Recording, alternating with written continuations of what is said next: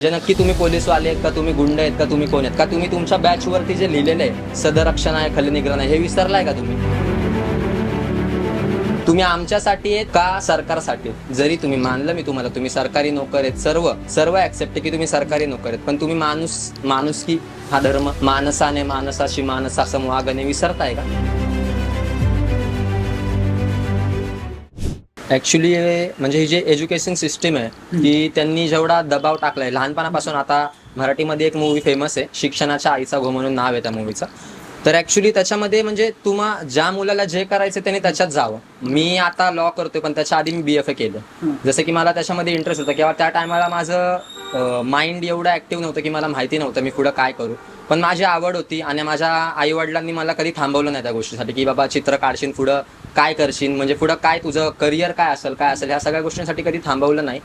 मग माझं म्हणणं एवढंच आहे की एज्युकेशन सिस्टीम दबाव टाकतंय, पण त्यांनी असा दबाव टाकू नये की बाबा तुला जर गणित येत नाही तरी पण तू ते गणितच कर, आणि एखाद्या सब्जेक्टमुळं तो मुलगा फेल होतो आणि त्याच्यानंतर तो आत्महत्या करतो, म्हणजे ही आपल्यासाठी खूप लाजिरवाणी गोष्ट आहे. लहानपणापासूनच जर तुम्ही त्याच्या डोक्यावरती एवढं प्रेशर टाकचाल की बाबा तू गणितात फेल झाला, गणित तुला येत नाही, किंवा एखाद्याला तुम्ही जर एका फक्त कागदावरून जज करणार असाल की तुझे मार्क्स असे आहेत आणि तुझे मार्क्स असे आहेत, तर ही खूप चुकीची गोष्ट आहे जी नाही झाली पाहिजे.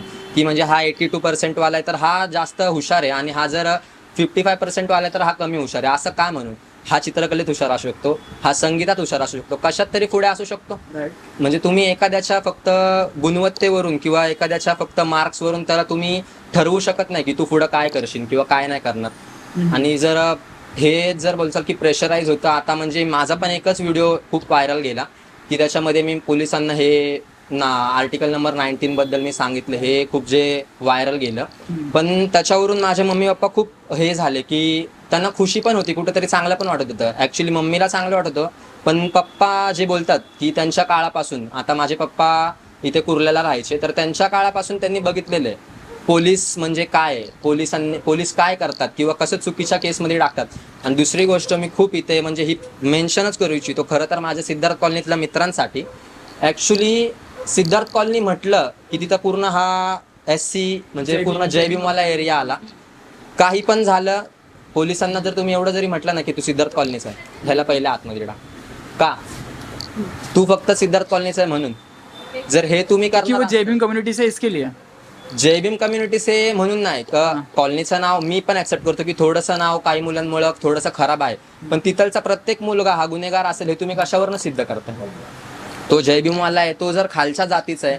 आता इथं सर्व आहेत, जय भीम पिक्चर सगळ्यांनी बघितलेला आहे, जय भीम मूवी जे आपण बघितली त्याच्यामध्ये म्हणजे तुम्हाला हिंट देण्यासाठी मी सांगतो की काय होतं तिथं.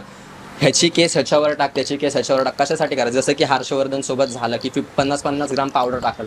म्हणजे नक्की तुम्ही पोलीसवाले आहेत का, तुम्ही गुंड आहेत का, तुम्ही कोण आहेत का, तुम्ही तुमच्या बॅचवरती जे लिहिलेलं आहे सदरक्षण आहे, खलनिग्रहण आहे, हे विसरलाय का तुम्ही? तुम्ही आमच्यासाठी आहेत का सरकारसाठी? जरी तुम्ही मानलं मी तुम्हाला, तुम्ही सरकारी नोकर आहेत, सर्व ऍक्सेप्ट आहे की तुम्ही सरकारी नोकर आहेत, पण तुम्ही माणूस की हा धर्म, माणसाने माणसाशी माणसा समवागणे विसरताय का? नाईस कुठंतरी विसरताय का?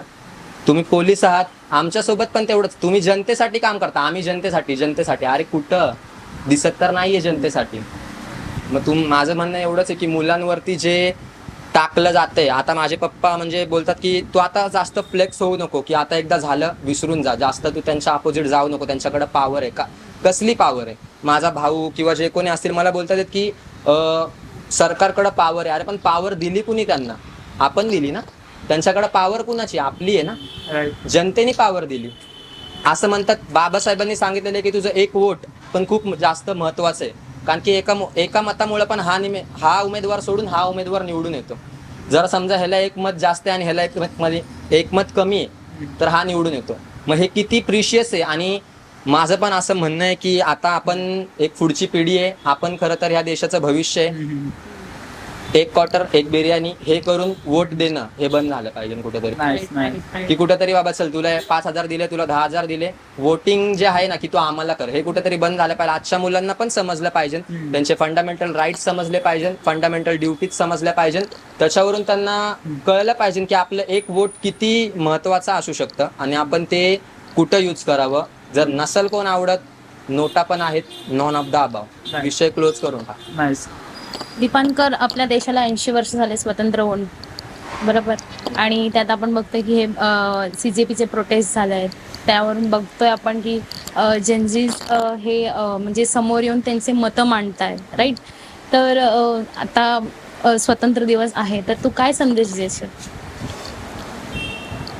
स्वातंत्र्य दिवस आहे, पण खरं आम्हाला स्वातंत्र्य भेटलंय का, हा सगळ्यात आधी हा क्वेश्चन मी समोर ठेवेल. प्रशासनाचा असो किंवा कोणाचाही असो, आणि हा अधिकार आम्हाला दिलाय 19. आता सारखं तेच मी सांगणार नाही, आर्टिकल 19, पण हा अधिकार आम्हाला दिलाय. आणि प्रशासनाविरुद्ध जर आम्ही आवाज उठवला तर त्याच्यावरून आमच्यावर केस होणं हे काहीही म्हणजे बोलतात ना की चुकीचं आहे, हे खूप चुकीचं आहे. 23 तारखेला जमावबंदी होती आणि 22 तारखेला आमचा जो प्रोटेस्ट होता तो चेंबूरला होता. आम्हाला माझ्या FIR मध्ये क्लिअर कट लिहिलेलं आहे की जमावबंदी असताना तुम्ही हे केला, घोळका केला, त्यामुळे तुमच्यावरती केस दाखल झाले. पण तुम्ही बातम्या सांगता 23 तारखेच्या आणि 22 तारखेच्या प्रोटेस्टला तुम्ही आमच्यावरती केस टाकता. म्हणजे तुम्हाला म्हणजे मुलांवरती केस टाकताय आणि म्हणजे बोलताय की अरे बाबा भारत खूप पुढे चाललाय. भारताचं भविष्य, भारताची यूथ खूप पुढे चालली आहे. यूथवरतीच जर केस टाकून तुमचा भारत पुढे जाणार असेल तर तुम्हाला ह्याच्यावरती उत्तरं द्यावे लागतील. आणि केस तर टाकली ती गोष्ट वेगळी आहे, माझ्यावरतीच नाही, माझ्यासारख्या खूप मुलांवरती केसेस झाल्या. आणि आम्हाला जे डिटेन केलं गेलं, किंवा एक मुलगी होती, ती पण ॲडव्होकेट होती, तर तिच्याकडून जी स्टार्टिंग झाली, मग तिथून पुढं ती स्टार्टिंग होऊन माझ्याकडे आलं की आम्हाला प्रोटेस्ट होण्याच्या आधीच जे आतमध्ये घेण्यात आलं त्याच्यावरून आम्ही खूप बोललो त्यांना की सर म्हणजे का घेताय तुम्ही आम्हाला आतमध्ये, रिझन काय त्याच्या मागचा, आम्हाला तुम्ही ते सांगा. कारण की हे आपल्याला आहे ना 22-20 का आर्टिकल नंबर 20 मध्ये ना की 8% संबंधी तुम्ही आम्हाला सांगा, रिझन सांगा. ज्याला अटक होणार आहे ना त्याला रिझन सांगावं लागतं की रिझन सांगा आम्हाला, तुम्ही आम्हाला का म्हणून तुम्ही आतमध्ये घेतलं जाते. तर त्याच्यावरून पण आम्ही त्यांना खूप क्वेश्चन्स केले. आणि माझं म्हणजे असं काय एम नव्हता की पोलीसवाल्याला मला त्यांचा डिसरिस्पेक्ट करायचं होता, असं काही एम नव्हता माझा की डिसरिस्पेक्ट करायचे. त्यांना त्याचं उत्तर आलं नाही, ही त्यांची चुकी आहे. मी माझा प्रश्न मांडला, तुम्हाला 19 नंबर माहिती आहे तर छाती ठोकून बोला माहिती आहे. जसं छाती ठोकून आपण जातो ना हप्ते घ्यायला संध्याकाळी, तसं छाती ठोकून तुम्ही हे पण बोला की आम्हाला माहिती आहे. ओके. माहिती नव्हतं म्हणून ते 2 पाऊल मागे गेले. तर त्याच्यामध्ये ही माझी चूक नाही झाली. माझा हक्क आहे प्रशासनाला प्रश्न विचारण्याचा, मी विचारला आणि त्याच्यावरती त्यांना उत्तर नाही भेटलं तर ही माझी चूक नाही आहे. आणि दुसरी गोष्ट ही पण आहे की मला आतमध्ये तेव्हा घेण्यात आलं ज्या वेळेस मी त्यांना ओरडून म्हणजे एक मीडियावाला होता त्याचा माईक मी ओढून घेतला आणि त्याला मी बोललो की तुम्ही बोलताय ना तुमची सार्वजनिक सुव्यवस्था ढासळते किंवा काय पण होतं.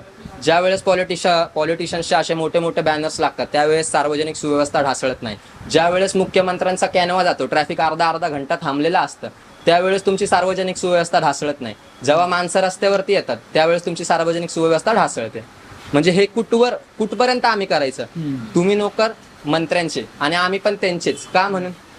मग ही लोकशाही, ही डेमोक्रेसी आहे कशावरून. लोकशाहीला जर बांधून ठेवत असाल तर मी सगळ्यांसमोर बोलतो, स्वातंत्र्यता जर तुम्हाला पाहिजे ना, लोकशाहीला बांधून ठेवणार असाल तर आम्हाला महाराजांचं राज्य द्या. महाराजांचं जे राज्य होतं, आणि महाराजांची डेफिनेशन पण सगळ्यांच्या डोक्यात खूप वेगवेगळी. महाराज बोललं की हातात तलवारच आली पाहिजे का म्हणून. महाराजांचं कधी शेतीचं धोरण बघितलंय, कधी सुराज्य बघितलंय. महाराजांचं नाव घेण्यापासून पण आम्हाला हे तिथं प्रलंबित करण्याला की नाव घेऊ नका, महाराजांचं नाव घेऊ नका. अरे महाराज, आता मागच्या व्हिडिओमध्ये पण मी बोललो की महाराज हा महाराष्ट्राचा बॅकबोन आहे. महाराजांशिवाय इकडचं कोणचंच एक गोष्ट हालत नाही. आणि ह्याच्यावरून पण मला खूप जण बोलतात अरे तू बुद्धिस्ट आहे ना, तू महाराजांचं नाव घेतो. बाबासाहेबांबद्दल पण बोलत जा. मी बोललो की जोपर्यंत बेस क्लिअर होत नाही ना भावा, तोपर्यंत टॉप पण क्लिअर होत नाही. कुठंतरी सगळे असं बोलतात की महाराजांच्या स्वराज्याच्या आयडियापासून बाबासाहेबांनी भारताचं संविधान रचलं, आणि बाबासाहेब आणि महाराज ह्यांच्यावरून आम्ही जर त्यांचं नाव घेतलं तर हे अटक का नाव घेत आहे. आणि पॉलिटिशियन लोकांनी नाव घेतलं की अरे बाबा महाराजांचं नाव घेतलं, अरे बाबा बाबासाहेबांचं नाव घेतलं. त्या दोघांच्या नावानी आतापर्यंत महाराष्ट्रात खूप राजकारणात चालत आलेले आहेत. जातीवाद पण ह्या 2 नावानेच होतो आणि जात एकत्र पण ह्या 2 नावानेच होतो. आणि जोपर्यंत हे विचार जो बदलत नाही ना की महाराज फक्त भगव्या रंगात आणि बाबासाहेब फक्त निळ्या रंगात, तोपर्यंत आम्ही पुढे जाणार नाही. आणि हे जेनजी विसरलेत आता की महाराज फक्त भगव्या रंगात आहेत आणि बाबासाहेब फक्त निळ्या रंगात आहेत. हे जेनजी विसरलेत. आणि हे कुठंतरी मला प्राऊड वाटतंय की हाय, आम्हा लोकांना प्राऊड आहे. आणि तुम्ही जरी आम्हाला आझादी दिली नसली ना तरी पण आम्ही आहे. आम्ही आमचे आझाद आहेत आणि आम्हाला कळते जरी केस पडली तरी आम्ही हँडल करू शकतो. खूप सारे ॲडव्होकेट्स आमच्या सोबत म्हणजे आम्हाला सपोर्ट करतात आहेत. खूप लोकांचे फोन्स येतात की तो कौतुक करतात लोक की चांगलं करताय तुम्ही, चांगलं बोलताय. म्हणजे काही आवाज असतो त्यांचं पण म्हणणं असं आहे की आमचा आवाज आम्ही पुढे पोचवू शकत नाही, ते तुम्ही पोचवला. तिथंच कुठंतरी असं जिंकल्यासारखं वाटतं. आणि मला फक्त एवढंच बोलायचं आहे की सगळ्यांनी फ्रीली राहावा आणि जेवढं फ्री माइंडेड असाल की कोण पण असू दे पुढं. बाबासाहेबांनी आपल्याला सांगितले समोर पंतप्रधान जरी आला तरी त्याच्या समोर झुकायचं नाही, कारण की त्यांनी आपल्याला अधिकार दिलेला आहे. आणि कुठं पण तुमच्यावरती जर म्हणजे होत असेल काय बोलतात, तुम्हाला कुठं पण बंदी करण्यात असेल, काही बंदी करण्यात येत असेल तर तुम्ही बिनधास्त बोला. आणि दुसरी गोष्ट मी अजून सांगू शकतो की पोलीस स्टेशनमध्ये व्हिडिओ शूटिंग करणं काही चुकीचं नाहीये. पोलीस स्टेशन हे सार्वजनिक जागा आहे, त्याच्यामध्ये व्हिडिओ शूटिंग करणं चुकीचं नाही. पोलीसवाल्यांनी तुमचा फोन घेतला, तुम्ही त्याच्यावर त्यांना क्वेश्चन्स करा, आमचा फोन का घेताय करून. पोलीस स्टेशन ही सार्वजनिक जागा आहे, तिथे व्हिडिओ शूट करणं किंवा फोटोज काढणं त्यांचं ते काय करतात हे शूट करणं चुकीचं नाहीये. सो तुम्ही करू शकता. आणि जसं की फक्त आम्ही 4-5 जणांनी आवाज उठवून नाही चालणार आहे, आम्हाला खूप जणांचा सपोर्टची गरज आहे आणि तो आम्हाला भेटेल असं आम्ही गृहीत धरतो. ओके.